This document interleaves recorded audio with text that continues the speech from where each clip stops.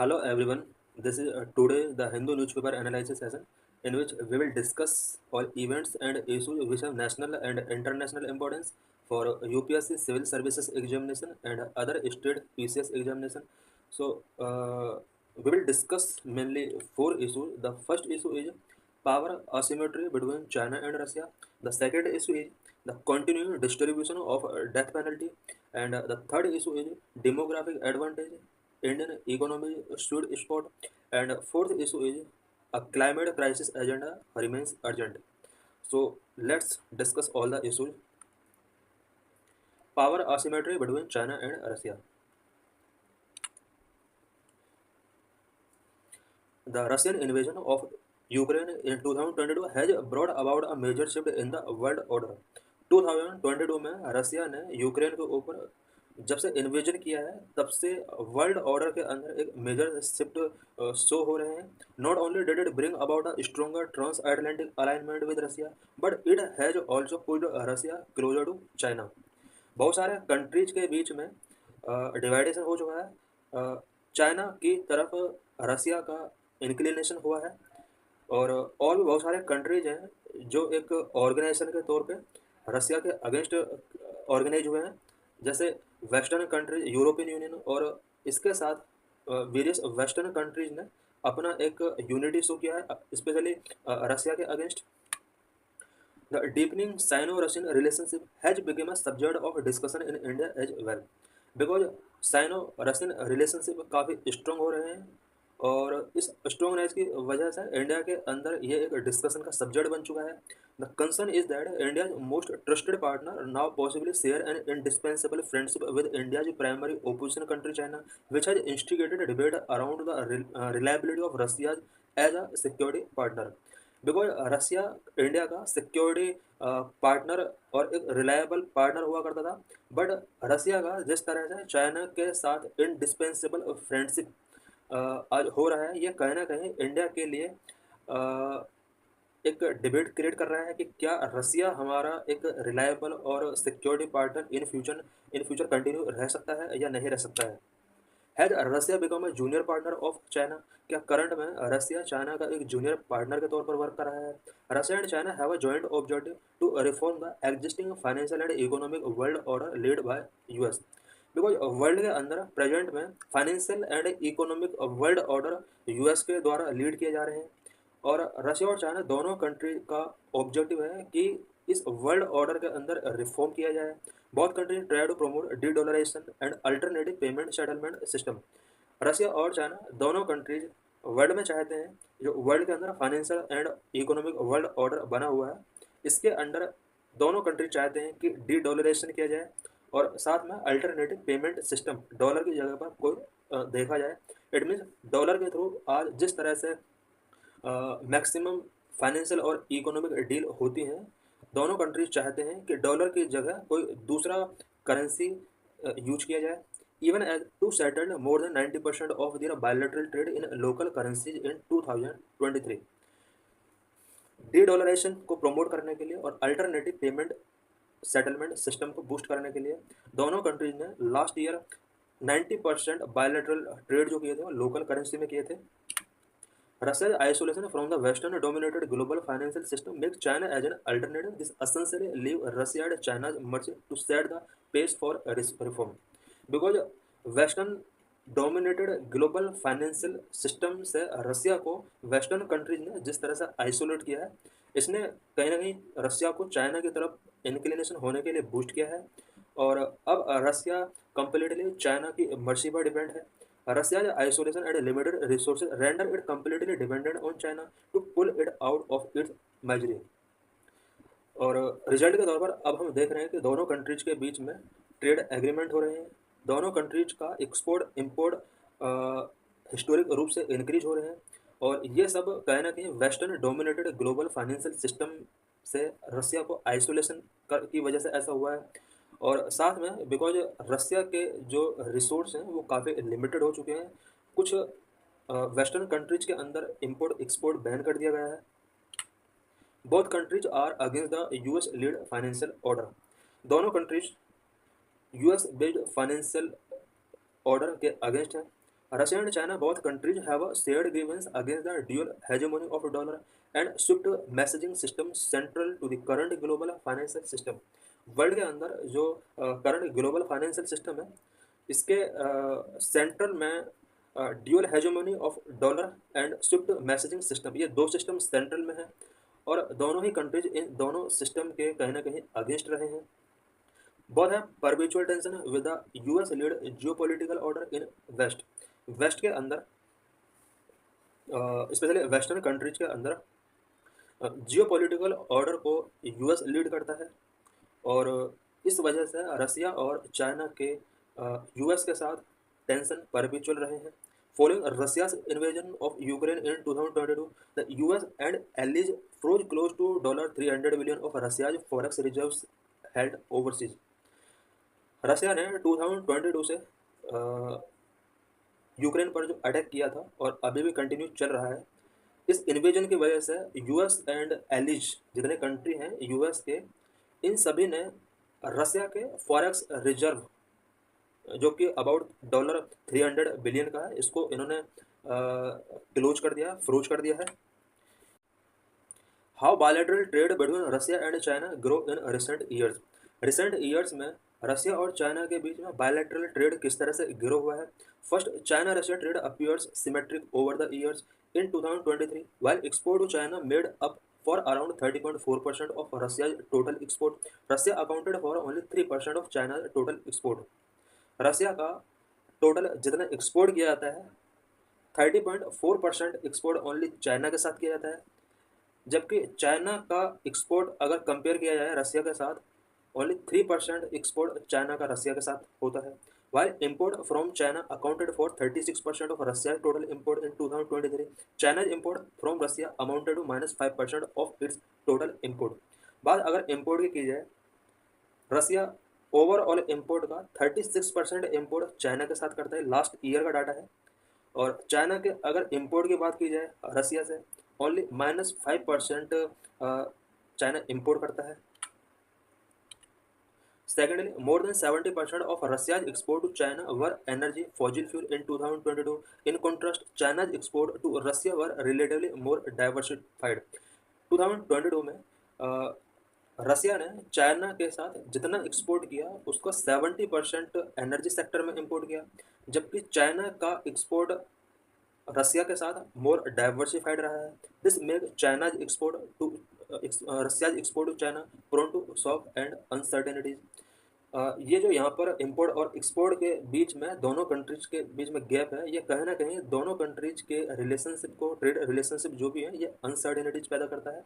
Thirdly, not only are Russia's export to China dominated by energy, but a majority of Russia's global energy export are also concentrated in China। Current में अगर देखा जाए, रसिया का जो global energy export है सबसे ज़्यादा China के अंदर कंसंट्रेट हो रहा है। This is significant because the revenues from the energy sector have contributed between 30% to 50% of Russia's annual federal budget in last 10 years. Energy sector Russia के लिए बहुत इंपॉर्टेंट है बिकॉज लास्ट 10 ईयर्स के अंदर अगर डाटा देखा जाए तो रसिया का जो भी ईयरली फेडरल बजट होता है एनुअल, उसका 30 to 50% जो इसको जनरेट होता है वो एनर्जी सेक्टर की वजह से रेवेन्यू जनरेट होता है। Oil and gas sector contribute about 20% of Russia's GDP. That is why China's economy largely depend on Russia's economy largely depend on China now, because oil and gas sector Russia के लिए बहुत important है और GDP का 20% के लिए contribute करता है। ऑयल एंड गैस सेक्टर जो है वो चाइना की तरफ शिफ्ट हो गए हैं और यही वजह है कि रसिया इकोनॉमी लार्जली चाइना के ऊपर डिपेंड हो चुके हैं। Fourth, Russia has became completely dependent on China for its requirement of high priority goods related to manufacturing weaponry like missiles, drones and tanks, which are critical to producing machine tools necessary for arms manufacturing during ongoing war with Europe।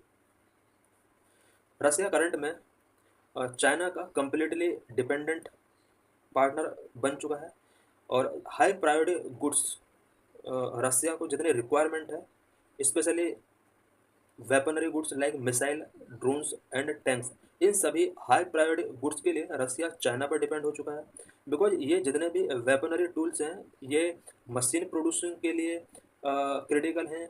और current में रसिया का जो Ukraine के साथ war चल रहा है उसके लिए आर्म मैन्युफैक्चरिंग करना बहुत इंपॉर्टेंट है, और इसके लिए टूल्स मशीन टूल्स का जो इंपोर्ट करना होगा रसिया को चाइना के साथ करना है। Fifth, due to Western sanctions, Russia's supply to its traditional partner have dried up. At this time, China has stepped up to help its friend. Compared to 2021, when high priority goods from China accounted for 32% of Russia's import needs, China's share soared to 89% in 2023.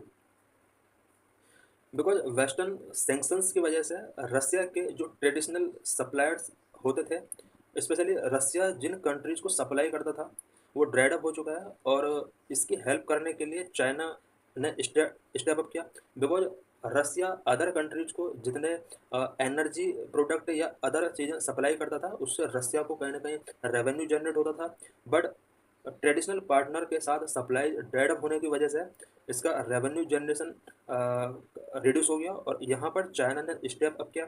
2021 का अगर 2023 के साथ compare किया जाए, high priority goods का जितना रसिया import करता है, इस इंपोर्ट का 32% इंपोर्ट चाइना के साथ करता है रसिया। 2023 में हाई प्रायोरिटी गुड्स का इंपोर्ट रसिया के द्वारा चाइना से 89% तक यहाँ पर इंक्रीज हुआ है। इट मीन्स 32% से 89% तक इंपोर्ट रसिया का हाई प्रायोरिटी गुड्स में इंक्रीज हुआ है। Additionally China share in Russian imports of critical machine tool have increased from 28% in 2001 to 59% in 2022।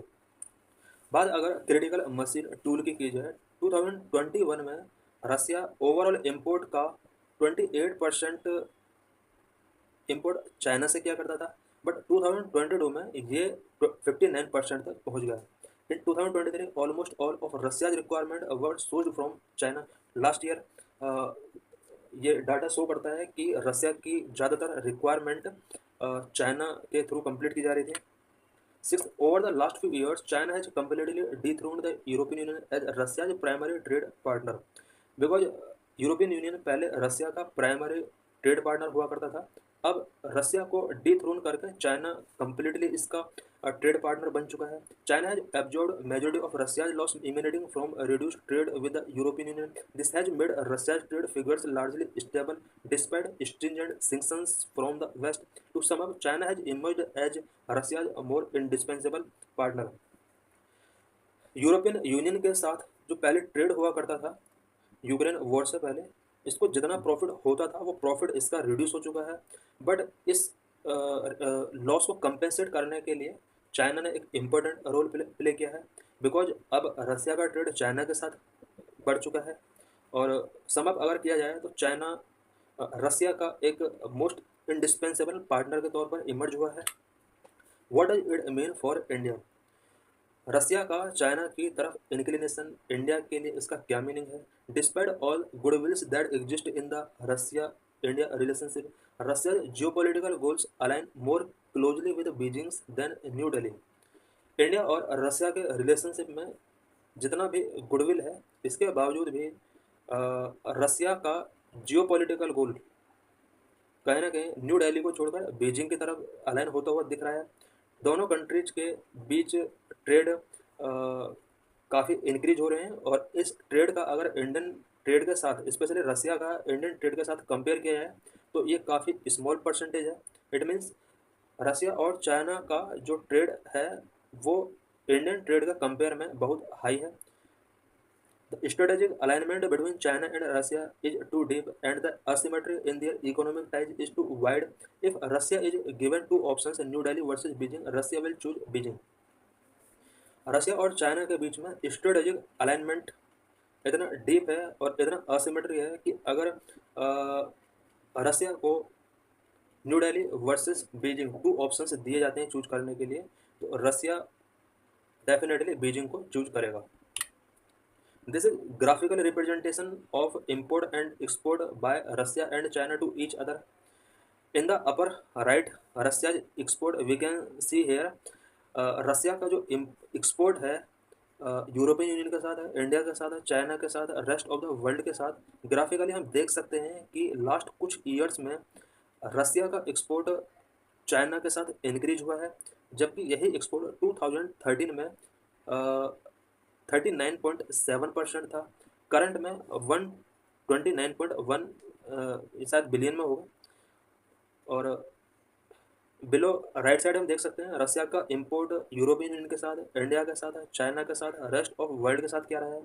Left upper side में हम देख सकते हैं China trade with Russia, China का रसिया के साथ ट्रेड जो रहा है 2014 में हम देख सकते हैं एक्सपोर्ट और इंपोर्ट कम था। उसके बाद 2015 में और भी कम हो जाता है। 23 में अगर देखा जाए तो रसिया का एक्सपोर्ट इंपोर्ट बहुत हाई हो चुका है। लेफ्ट बिलो साइड हम देख सकते हैं चाइना का एक्सपोर्ट बास्केट क्या रहा है रसिया के साथ, यूरोपियन यूनियन के साथ, यूएस के साथ, जापान के साथ, ताइवान के साथ, कोरिया के साथ। And in the right side हम देख सकते हैं रसिया का लार्जेस्ट एनर्जी बायर कौन कौन से कंट्री हैं। कोल का अगर देखा जाए लास्ट कुछ ईयर्स में कोल सेक्टर के साथ चाइना का काफ़ी बॉन्डिंग हुआ है रसिया के साथ। एंड क्रूड ऑयल का हम यहाँ पर कंपेयर कर सकते हैं, एलएनजी का कंपेयर कर सकते हैं, एलपीजी का कंपेयर कर सकते हैं, ऑयल प्रोडक्ट का हम कंपेयर कर सकते हैं, पाइपलाइन गैस का हम कंपेयर कर सकते हैं। बात अगर ऑयल की जाए तो रसिया का लार्जेस्ट एनर्जी बायर पार्टनर यहाँ पर हम कलर के हिसाब से कंपेयर कर सकते हैं चाइना रहा है। क्रूड ऑयल का लार्जेस्ट पार्टनर चाइना रहा है। एंड एलएनजी का लार्जेस्ट पार्टनर यूरोपियन यूनियन रहा है। लेफ्ट साइड की अगर बात की जाए चाइना इम्पोर्ट बास्केट, चाइना का इम्पोर्ट बास्केट यहाँ पर शो किया गया है। The continuing distribution of the death penalty. इस आर्टिकल के अंदर हम इंडिया के अंदर rape, murder and death sentence या फिर लाइफ इम्प्रिजनमेंट से रिलेटेड कुछ डाटा यहाँ पर हम डिस्कस करेंगे। The life of the death sentence in India has been unending. India के अंदर life sentence, death sentence and life imprisonment काफ़ी इंक्रीज हो रहे हैं। Recently West Bengal government passed Aparajita women's and child West Bengal criminal law amendment bill 2024, the reason being the brutal rape and murder of the doctor at Kolkata RG Kar medical college and hospital. Because कुछ month पहले वेस्ट बंगाल के अंदर RG Kar medical college के under एक rape and murder होता है। इसके बाद वेस्ट बंगाल के अंदर Aparajita women's and child bill 2024 pass किया जाता है वेस्ट बंगाल गवर्नमेंट के द्वारा। It seek to amend the Bharatiya Nagarik न्याय संहिता 2023 BNS, the Bharatiya Nagarik Suraksha Sanhita 2023 and protection of children from sexual offence act 2012 in their application to the state of West Bengal. West Bengal के अंदर जो ये अभी नया बिल पास किया गया है, इसकी वजह से वेस्ट बंगाल के लिए भारतीय न्याय संहिता, भारतीय नागरिक सुरक्षा संहिता एंड पोक्सो एक्ट के अंदर कुछ अमेंडमेंट करने होंगे। It introduce the death penalty for the offence of rape. West Bengal के अंदर जो Aparajita women's and child bill 2024 pass किया गया है, इसके अंदर ये प्रोविजन किया गया है कि रेप का जो एक्यूट पर्सन है उसको डेथ पेनल्टी किया जाएगा। Rapes and murder related data in India. India के अंदर रेप एंड मर्डर से रिलेटेड यहाँ पर कुछ डाटा पॉइंट्स हम यहाँ पर डिस्कस करेंगे। In 2022 alone, the National Crime Records Bureau recorded 31,516 rape in India, nearly 4 each hour, and 248 cases of murder with rape, gang rape. 2022 का ये डाटा है इंडिया के अंदर, specially national crime records bureau का ये डाटा है। India के अंदर 2022 में 31,516 रेप केसेस फाइल किए गए थे। और इस डाटा के अकॉर्डिंग एवरी आवर इंडिया के अंदर 4 रेप के केसेस यहाँ पर काउंट किए जाते हैं। अबाउट 248 केसेस मर्डर से रिलेटेड थे, स्पेशली रेप या गैंग रेप के बाद। Rajasthan, Uttar Pradesh and Madhya Pradesh top the list with 5,399, 3,690 and 3,029 recorded case of rape respectively. India के अंदर स्टेट वाइज अगर कंपेयर किया जाए तो सबसे ज़्यादा रेप एंड मर्डर राजस्थान में होते हैं, उसके बाद यूपी, उसके बाद एमपी।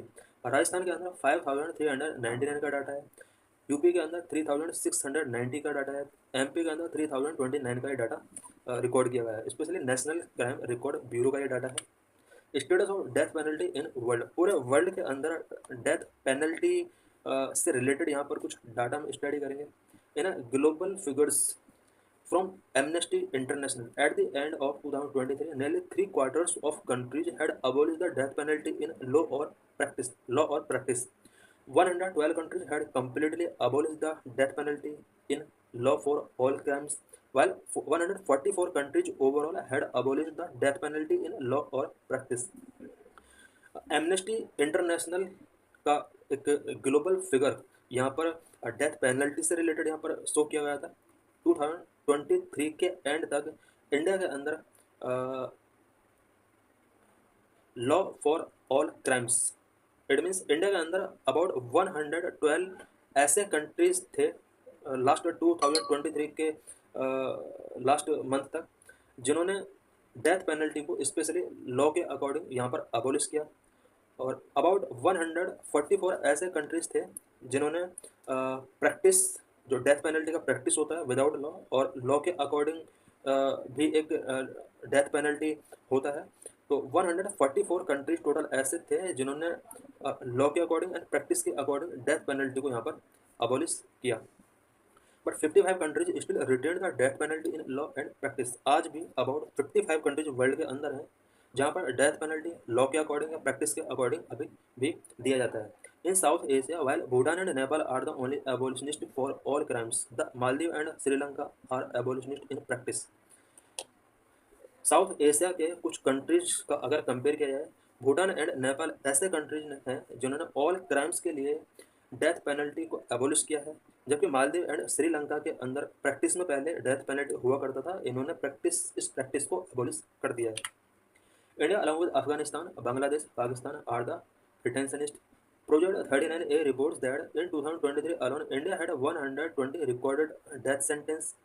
इंडिया के अंदर भी अभी भी डेथ पेनल्टी का प्रोविजन है। इंडिया का साथ साथ अफगानिस्तान, बांग्लादेश, पाकिस्तान, ये वो कंट्रीज हैं जहाँ पर डेथ पेनल्टी का प्रोविजन आज भी है। 2023 की अगर बात की जाए, इंडिया में अबाउट 120 डेथ सेंटेंसेस रिकॉर्ड किए गए थे। It means last year about 120 people को डेथ सेंटेंस कोर्ट की तरफ से रूल किया गया था।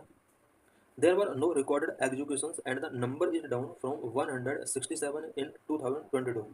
2022 में अगर कंपेयर किया जाए, अबाउट 167 पर्सनस को डेथ सेंटेंस दिया गया था। 2023 का डाटा हमने देखा, 120 पीपल को यहाँ पर डेथ सेंटेंस इम्पोज किया गया था। बट लास्ट ईयर एग्जीक्यूशन का कोई भी रिकॉर्ड यहाँ पर शो नहीं किया गया। Moreover, there were 561 people under the death sentence in India at the end of 2023, a constant rise since 2019 when it was 378. 2019 तक अबाउट 378 पर्सन्स ऐसे थे जिन्हें डेथ सेंटेंस दिया जा चुका है, और 2023 के एंड तक ये नंबर 561 तक रीच हो चुका है। इट मीन्स हमारे कंट्री के अंदर ऐसे पीपल जिनको डेथ सेंटेंस दिया जा चुका करंट में अबाउट 561 का ही डाटा है। It is also the highest death row population in a calendar year in around 2 decades. 2 decades की अगर यहाँ पर कंपेयर किया जाए तो अदर डिकेड्स के कंपेयर में 2 डिकेड्स का जो डाटा है डेथ पेनल्टी फाइंड करने वाले पर्सन्स का, ये बहुत ज़्यादा डाटा है। Surviving conditions of prisoners in prison, prison के अंदर प्रिजनर्स की इनह्यूमन सिचुएशन के बारे में हम यहाँ पर कुछ पॉइंट्स डिस्कस करेंगे। Prisoners in prison face sewer physical, psychological and mental health problems. Prison के अंदर जो प्रिजनर्स होते हैं ये various physical, psychological and mental health problems face कर रहे होते हैं। स्टेट की तरफ से इन्हें किसी भी टाइप का कंपेंसेशन प्रोवाइड नहीं कराया जाता है। प्रिजन के अंदर कास्ट बेस पर, क्लास बेस पर एंड रिलीजन बेस पर भी लोगों के साथ डिस्क्रिमिनेशन होता है। Some of these prisoners commit suicide, signifying the inhuman prison conditions in which they live, including prison overcrowding, as under trial are mostly from the marginalized communities and left to fend for themselves. Prisoners कई बार suicide commit कर लेते हैं, जिससे ये signify होता है कि prison के अंदर कंडीशंस इनह्यूमन है, और इसके लिए कई सारे रीजन हो सकते हैं। ओवर क्राउडिंग हो सकता है प्रिजन के अंदर लोगों का, और इसमें सबसे ज़्यादा जो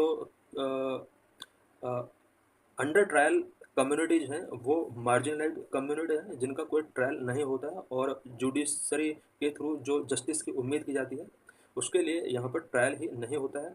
और जितने भी प्रिजनर होते हैं मार्जिनलाइज्ड कम्युनिटीज से ओवर 75% लोग इस कम्युनिटी से बिलोंग करते हैं। It mean 3/4 prisoner marginalised community से बिलोंग करते हैं। Demographic advantage Indian economy sweet spot. What is issue? India is the world's fastest growing big economy and is currently the fifth largest. Current में India की जो economy है वो world fastest growing big economy है, और world के level पर अगर इसका देखा जाए तो ये फिफ्थ लार्जेस्ट इकोनॉमी प्रेजेंट में है। Demographics is a major factor in propelling this rising economy, given that the median age is around 28 years and 63% of the population is of working age. India क्योंकि fastest growing big economy है और world का fifth largest economy है, इसका सबसे बड़ा reason यहाँ का डेमोग्राफिक्स है। इंडिया में मीडियन एज लोगों का 28 ईयर्स है एंड वर्किंग एज पॉपुलेशन की अगर बात की जाए तो ओवरऑल पॉपुलेशन का 63% वर्किंग एज पॉपुलेशन है। Labor force participation rate stood at 55.2% in 2022 according to a recent report released by ILO। ILO के द्वारा रिसेंटली एक रिपोर्ट रिलीज किया गया था 2022 के अंदर। Labour force participation rate India के अंदर 55.2% था। Labour force participation rate overall working population का एक रेट होता है जिसमें करंटली कितने लोग वर्किंग हैं, बिकॉज ओवरऑल वर्किंग पॉपुलेशन में वो लोग भी इंक्लूड हो जाते हैं जो वर्क सर्च कर रहे हैं, बट वर्किंग पॉपुलेशन के साथ अगर करंटली वर्किंग लोगों का रेशो यहाँ पर बनाया जाता है तो ये लेबर फोर्स पार्टिसिपेशन रेट हो जाता है। करंटली इंडिया के अंदर 55.2% लेबर फोर्स पार्टिसिपेशन रेट है। We are experiencing jobless growth, so more steps are needed to harness the demographic dividend. Because India के अंदर जो इकोनॉमिक ग्रोथ है ये जॉबलेसनेस ग्रोथ है। इट मीन्स जॉब अपॉर्चुनिटीज लोगों को इस ग्रोथ के साथ साथ नहीं मिल रही हैं। यही वजह है कि इस डेमोग्राफिक डिविडेंड को हार्नेस करने के लिए मोर स्टेप लेने की जरूरत है। गवर्नमेंट ऑफ इंडिया ने बजट 2024-25 में इकोनॉमी को बूस्ट करने के लिए बहुत सारे इनिशिएटिव्स लिए हैं। The budget provides 9 areas including. इस बजट के अंदर 9 प्रायोरिटीज पर फोकस किया गया है। एग्रीकल्चर सेक्टर पर, एम्प्लॉयमेंट सेक्टर पर, human resource development, manufacturing services, urban development, energy security, infrastructure, innovation, research and development and next generation reforms. इससे रिलेटेड डिटेल हम अब यहाँ पर डिस्कस करेंगे। Priority number 1, productivity and resilience in agriculture. Agriculture में productivity को increase करने के लिए, रेसिलियंस को इंक्रीज करने के लिए गवर्नमेंट ऑफ इंडिया ने बजट के अंदर क्या क्या प्रोविजन किए हैं। It includes releasing new 109 high yielding crop varieties. Government of India ने इस बजट के अंदर ये प्रोविजन किया है कि 109 हाई यील्डिंग क्रॉप वेराइटीज यहाँ पर रिलीज की जाएंगे। About 10,000 need based bio input centres यहाँ पर बनाए जाएंगे। नेचुरल फार्मिंग को प्रोमोट करने के लिए 1 करोड़ फार्मर्स को यहाँ पर टारगेट किया जाएगा। एंड पल्सेस ऑयल सीड्स के प्रोडक्शन को बढ़ाने के लिए, स्टोरेज को इंक्रीज करने के लिए, मार्केटिंग को बढ़ाने के लिए इस बजट के अंदर कुछ प्रोविजंस किए गए हैं। एग्रीकल्चर एंड अलाइड सेक्टर के लिए अबाउट 1.52 लाख करोड़ का यहाँ पर बजट प्रोविजन किया गया है। Priority number 2, employment and skilling. Employment और स्किलिंग को बूस्ट करने के लिए गवर्नमेंट ऑफ इंडिया की तरफ से इस बजट में क्या क्या प्रोविजन किए गए, इससे रिलेटेड कुछ पॉइंट्स हम डिस्कस करेंगे। Budget introduce schemes like employment linked incentives and initiatives to boost skilling with a focus on skilling 20 lakh youth over a 5 year period. आने वाले 5 ईयर पीरियड में 20 लाख यूथ के अंदर स्किलिंग को बूस्ट करने के लिए कुछ यहाँ पर स्कीम्स एंड इनिशिएटिव्स लिए गए हैं गवर्नमेंट ऑफ इंडिया की तरफ से, जैसे employment linked incentives, initiatives to boost skilling, upgrading 1000 industrial training institute. इसके under about 1000 industrial training institute को अपग्रेड किया जाएगा। Financial support for higher education and loans for skilling. Higher education के लिए और स्किलिंग डेवलपमेंट के लिए लोन प्रोवाइड कराया जाएगा और फाइनेंशियल सपोर्ट यहाँ पर गवर्नमेंट ऑफ इंडिया की तरफ से कराया जाएगा। The model skill loan scheme will be revise to facilitated loans up to 7.5 lakh with a guarantee from the government promoted fund, which is expected to help 25,000 students every year. Model skill loan scheme के under government of India about 25,000 student के लिए 7.5 लाख तक का guaranteed loan यहाँ पर provide कराने का responsibility यहाँ पर इस बजट के अंदर ली गई है। Priority number 3 related to inclusive human resource development and social justice. Human resource development और सोशल जस्टिस से रिलेटेड कुछ इनिशिएटिव्स इस बजट के अंदर लिए गए हैं। Purvodaya initiative. Purvodaya initiative India के कुछ स्पेशल स्टेट्स के लिए यहाँ पर डेवलप करने के लिए एक इनिशिएटिव है। स्पेशली ईस्टर्न रीजन में जो स्टेट है बिहार, झारखंड, वेस्ट बंगाल, उड़ीसा एंड आंध्र प्रदेश, इन स्टेट को डेवलप करने के लिए Purvodaya initiative government of India की तरफ से लिया गया है। इस स्कीम के अंडर इन स्टेट में ह्यूमन रिसोर्स डेवलपमेंट के लिए इनिशिएटिव लिए जाएंगे, इंफ्रास्ट्रक्चर डेवलपमेंट के लिए और कंट्री को डेवलप करने के लिए कुछ इकोनॉमिक रिलेटेड इनिशिएटिव्स भी लिए जाएंगे। प्रधानमंत्री जनजातीय Unnat Gram Abhiyan to enhance the socio economic condition of tribal communities covering 63,000 villages in tribal majority areas and districts benefiting approximately 5 crore to the people. Government of India की तरफ से प्रधानमंत्री जनजातीय उन्नत ग्राम अभियान लॉन्च किया गया है। स्पेशली ट्राइबल कम्युनिटीज के अंडर सोशो इकोनॉमिक ग्रोथ के लिए ये इनिशिएटिव्स लिया गया है और अप्रोक्सीमेटली 5 करोड़ पीपल को इसके अंडर बेनिफिट करने का प्लान है। और tribal majority areas and district के अंदर अबाउट 63,000 विलेजेस को यहाँ पर टारगेट किया गया है और इनके अंडर जो भी पीपल हैं उनको बेनिफिट दिया जाएगा। Over 100 branches of India Post Payment Bank will be established in the North East region to enhance banking services. North East region में बैंकिंग सर्विसेज को एनहांस करने के लिए about 100 branch India post payment bank की establish की जाएंगी। रुपये 2.60 lakh crore allocated for rural development and infrastructure. India के रूरल डेवलपमेंट और इंफ्रास्ट्रक्चर को डेवलप करने के लिए बजट एलोकेशन की अगर बात की जाए तो 2.66 लाख करोड़ का यहाँ पर बजट एलोकेट किया गया है। मैन्युफैक्चरिंग एंड सर्विस सेक्टर को बूस्ट करने के लिए इस बजट के अंदर क्या क्या प्रोविजन किए गए हैं। Budget emphasises support for MSME focusing on labour intensive manufacturing with a new self financing guarantee fund offering up to ₹100 crore for per applicant. MSME को सपोर्ट करने के लिए इस बजट के अंदर कुछ इनिशिएटिव्स लिए गए हैं। New self financing guarantee fund के अंडर एवरी एप्लीकेंट को स्पेशली MSME से रिलेटेड जो एप्लीकेंट है 100 करोड़ का यहाँ पर फाइनेंस किया जा सकता है। Scheme for internship in 500 top companies aims to benefit 1 crore youth over 5 years. Internship से रिलेटेड स्कीम के अंडर ये प्रोविजन किया गया है कि नेक्स्ट 5 ईयर्स के अंदर अबाउट 1 करोड़ यूथ को 500 टॉप कंपनीज में इंटर्नशिप फैसिलिटी प्रोवाइड कराई जाए। Mudra loan limits will increase to ₹20 lakh for previous Tarun category borrowers. Previous Tarun category borrowers जितने भी थे इट मीन्स इस कैटेगरी के अंदर जो मुद्रा लोन प्रोवाइड कराया जाता था इस लिमिट को यहाँ पर 20 लाख तक कर दिया गया है। इस बजट के अंदर कुछ और भी इनिशिएटिव्स गवर्नमेंट ऑफ इंडिया के द्वारा टेकिंग किए गए हैं, जैसे 50 फूड इरेडिकेशन यूनिट्स यहाँ पर बनाने का प्रोविजन है, 100 फूड क्वालिटी लैब्स बनाने का यहाँ पर प्रोविजन है एंड ई-कॉमर्स एक्सपोर्ट हब बनाने के लिए भी गवर्नमेंट ऑफ इंडिया ने इनिशिएटिव्स लिए हैं। अर्बन डेवलपमेंट से रिलेटेड बजट के अंदर क्या क्या प्रोविजन किए गए हैं। PM आवास योजना अर्बन, इसके अंडर अबाउट 10 लाख करोड़ का provision poor and middle class families, about 1 crore लोगों को यहाँ पर जो कि poor and middle class family से बिलोंग करते हैं, 1 crore urban poor and middle class families को यहाँ पर टारगेट किया गया और उनके लिए हाउस नीड को एड्रेस किया जाएगा। नेक्स्ट 5 ईयर्स के लिए अबाउट 2.2 लाख करोड़ का बजट इनके लिए स्पेशली सेंट्रल असिस्टेंस यहाँ पर प्रोवाइड कराया जाएगा। Additionally building on the success of PM Svanidhi the government plans to establish 100 weekly street food hubs annually over the next 5 years. Government of India ने नेक्स्ट 5 ईयर्स के लिए planning किया है कि annually 100 weekly street food hubs का establishment किया जाना चाहिए। एनर्जी सिक्योरिटी से रिलेटेड क्या क्या प्रोविजन किए गए हैं। PM Surya Ghar Muft Bijli Yojana aims to install rooftop solar plant for free electricity to 1 crore household. Government of India की तरफ से अबाउट 1 करोड़ हाउस होल्ड को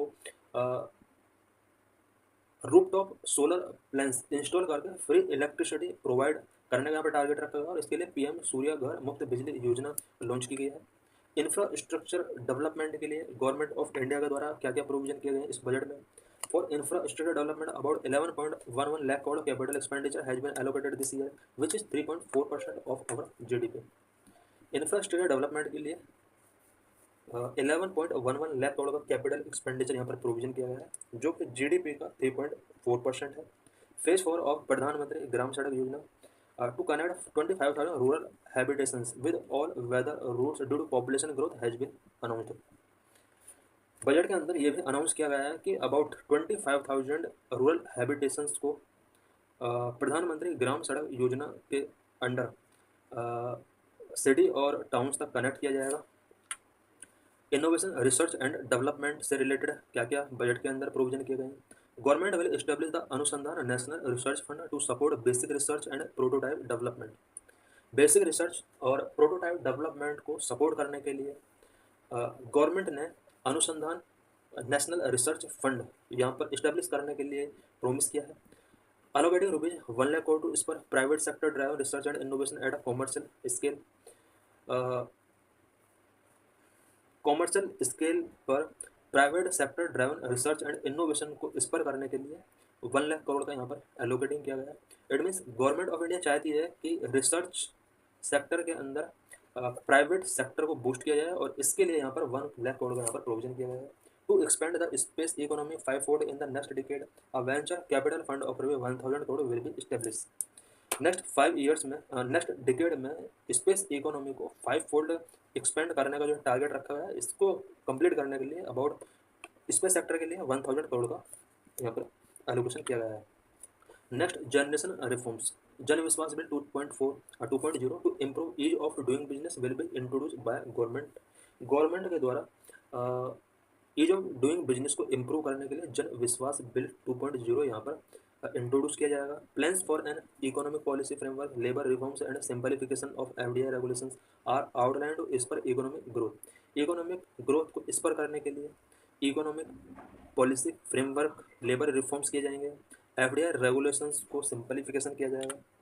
there is need to boost skilling. Skilling को बूस्ट करना बहुत ज़रूरी है अगर हमें इकोनॉमी को बूस्ट करना है। Skilling is an important to making future generation productive members of society. Future generation को अगर सोसाइटी के लिए प्रोडक्टिव मेंबर हमें बनाना है तो इसके लिए हमें स्किलिंग को बूस्ट करना होगा। Economic survey highlighted that only 4.4% of the workforce in age cohort of 15 to 29 years is formally skilled. Economic survey के अकॉर्डिंग इंडिया में 15 to 29 ईयर्स के जो वर्कफोर्स है इनमें से ओनली 4.4% वर्कफोर्स ही स्किल्ड है, बाकी 95.6% लोग अनस्किल्ड हैं। Emphasis of the new education policy 2020 on foundational skill as well as higher order cognitive skills and critical thinking is a good step, but in a constantly changing world, because पूरा world constantly change हो रहा है। Education के अंदर भी कुछ skill development के लिए चेंजेस होने चाहिए। न्यू एजुकेशन पॉलिसी 2022 के अंदर कुछ फंडामेंटल स्किल्स को बूस्ट करने के लिए प्रोविजन किए गए हैं और क्रिटिकल थिंकिंग अप्रोच जनरेट करने के लिए इस एजुकेशन पॉलिसी के अंदर एम्फेसिस किया गया है। Impact of artificial intelligence and machine learning. Artificial intelligence आज हर सेक्टर में कहीं ना कहीं इम्पोर्टेंट रोल प्ले कर रहा है। मशीन लर्निंग का भी बहुत बड़ा रोल है, तो इसका जो रोल है इसको भी हमें डिस्कस करना होगा। In an era of artificial intelligence and machine learning, we must not underestimate the impact of artificial intelligence and machine learning. Neither should it be demonized. Artificial intelligence and machine learning का ये era चल रहा है, दोनों को हम under estimate नहीं कर सकते और ना ही इनको हम डिमोनाइज कर सकते हैं। There is a need to appropriate regulations to govern AI and ML while harnessing it. हर सेक्टर में आज हम आर्टिफिशियल इंटेलिजेंस और मशीन लर्निंग का यूज कर रहे हैं, बट इसको गवर्न करने के लिए एप्रोप्रिएट रेगुलेशन की जरूरत है, बिकॉज इसके कुछ हार्मफुल इम्पैक्ट्स भी हैं जिसका सीधा इम्पैक्ट सोसाइटी के ऊपर पड़ता है। आईएलओ की रिसेंट रिपोर्ट में शो किया गया है कि artificial intelligence and machine learning की वजह से जॉब डिक्रीज हुआ है। Climate change crisis agenda remains urgent, because climate change crisis पूरे वर्ल्ड में शो हो रहे हैं, और इसको कंट्रोल करने के लिए वर्ल्ड लेवल पर एजेंडा बनाना होगा। What is issue? The next 5 years are critical for India's climate action efforts given its ambitious 2030 target. Because India के 2030 के लिए बहुत सारे टारगेट हैं, और इन टारगेट को अचीव करने के लिए नेक्स्ट 5 years इंडिया के क्लाइमेट एक्शन एफर्ट्स के लिए बहुत ही इंपॉर्टेंट हो जाते हैं। While significant advances in solar and renewable energy are underway, India's heavy reliance on coal remains a concern, with clean energy accounting for only 22% of the electricity mix. India ने solar and renewable energy को boost करने के लिए बहुत सारे significant advances किए हैं, but अभी भी इंडिया कोल पर हैवीली रिलायंस करता है, और कहीं ना कहीं इसकी वजह से एक कंसर्न रेज होता है कि किस तरह से इंडिया का रोल ग्लोबल वार्मिंग को बढ़ाने में है, और जितने भी डेवलपिंग कंट्रीज हैं ये लगभग कोल पर एनर्जी के लिए ज़्यादातर डिपेंड है। इंडिया भी उनमें से एक कंट्री है। बात अगर क्लीन एनर्जी की जाए, इंडिया के अंदर इलेक्ट्रिसिटी जनरेट करने के लिए ओनली 22% ही क्लीन एनर्जी के रूप में यहाँ पर इलेक्ट्रिसिटी जनरेट की जाती है। की environmental issues that need urgent attention include reducing heat stress, improving air quality, managing waste and enhancing energy efficiency. India और वर्ल्ड के सामने की इन्वायरमेंटल इश्यूज की अगर बात की जाए, ये वो इश्यूज हैं जिन्हें अर्जेंटली अटेंशन के साथ हमें रिड्यूस करने के लिए एफर्ट्स करने होंगे, specially reducing heat stress, improving air quality, managing waste, enhancing energy efficiency. ये वो इन्वायरमेंटल इश्यूज हैं जिन पर पूरे वर्ल्ड को और इंडिया को अटेंशन यहाँ पर रेज करना होगा। Mitigating pollutants, India is highly vulnerable to heat stress and may soon face heat waves beyond human survivability limits. India बहुत ज़्यादा heat stress related problems face करता है, और आने वाले टाइम में ऐसा एक्सपेक्ट किया जा रहा है कि ह्यूमन सर्वाइबिलिटी को ये लिमिट कर सकता है। It means heat stress India के अंदर बहुत ज़्यादा इंक्रीज हो सकता है। There is a need to mitigate CO2 emissions and short-lived super pollutants such as methane, black carbon, and hydrofluorocarbons. Because global warming बहुत ज़्यादा इंक्रीज हो रहा है, इसके लिए इसको कंट्रोल करने के लिए हमें CO2 एमिशंस को मिटिगेट करना होगा, and short lived super pollutants such as methane, black carbon and hydrofluorocarbon को हमें मिटिगेट करना होगा। These super pollutants specially methane contribute significantly to global warming and trap much more heat than CO2 over short period. Super pollutant में specially अगर methane की बात की जाए, तो मीथेन एक ऐसा सुपर पॉल्यूटेंट है जो ग्लोबल वार्मिंग में सिग्निफिकेंट कंट्रीब्यूशन करता है, बिकॉज CO2 के कंपेयर में ये मोर हीट को ट्रैप करता है। इट मीन्स मीथेन का ग्लोबल वार्मिंग को इंक्रीज करने में CO2 के कंपेयर में बहुत ज़्यादा रोल है।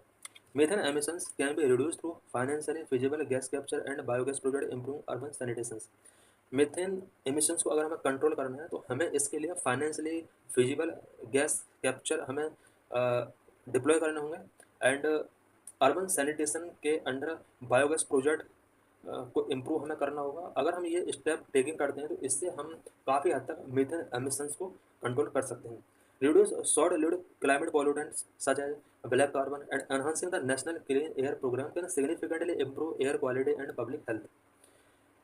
Air quality and public health को इम्प्रूव करने के लिए इंडिया के अंदर पूरा वर्ल्ड लेवल पर short lived climate pollutants such as black carbon and methane, इनको हमें रिड्यूस करना होगा, और कंट्री लेवल पर national clean air programs launch करने होंगे। Cleaning the air will require 5 critical changes. Air को क्लीन करने के लिए हमें अबाउट 5 क्रिटिकल चेंजेस करने होंगे। फोस्टरिंग कलेक्टिव रिस्पॉन्सिबिलिटी को फोस्टर करना होगा, एंड क्लीन एयर में हमें प्रोएक्टिव इन्वेस्टमेंट करने होंगे। सस्टेनेबल डेवलपमेंट को इंटीग्रेट करना होगा, डाटा ड्राइवन इंटरवेंशंस को लिवरेज करना होगा, economic growth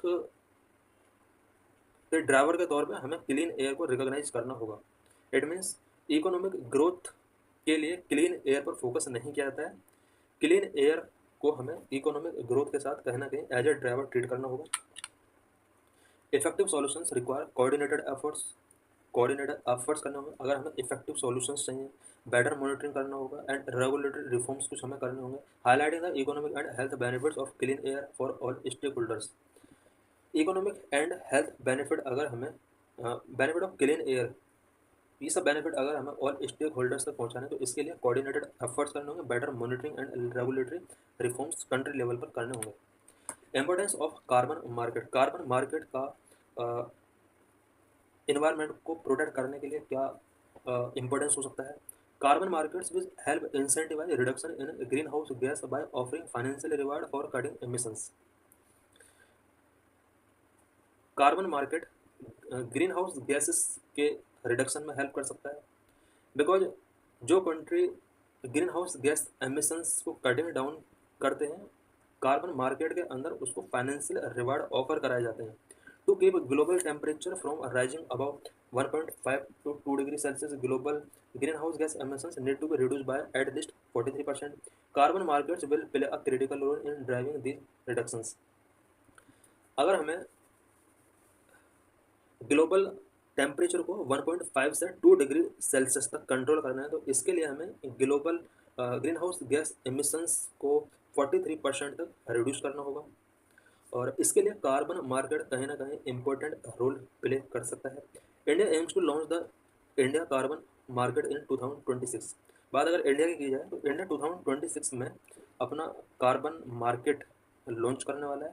this could help it achieve its nationally determined contribution goal and potentially become the world's largest emission trading system by 2030। अगर 2026 में इंडिया कार्बन मार्केट लॉन्च कर देगा तो इससे नेशनली डिटरमाइंड कंट्रीब्यूशन गोल जो इंडिया के हैं उनको अचीव करने में कहीं ना कहीं हेल्प मिल सकती है। और ऐसा एक्सपेक्ट किया जा रहा है कि India largest emission trading system 2030 तक अपना बना सकता है। इट मीन्स इंडिया पूरे वर्ल्ड के अंदर लार्जेस्ट कार्बन मार्केट अपना बना सकता है। A well-developed carbon market in India could award $35 trillion in climate-related cost over the next 50 years. India के अंदर अगर well developed carbon market establish होता है तो नेक्स्ट 50 ईयर्स में जो climate related cost about $35 trillion का हो सकता है, इसको हम सेव कर सकते हैं। Climate crisis should be a part of election campaign. Election campaign world के सभी कंट्रीज के अंदर होते हैं। इलेक्शन कैंपेन का पार्ट क्लाइमेट क्राइसिस को बनाना होगा और वोटर्स को भी डिमांड करना होगा कि क्लाइमेट रिलेटेड एफर्ट्स कुछ पॉलिटिकल लीडर्स के थ्रू किए जाएं।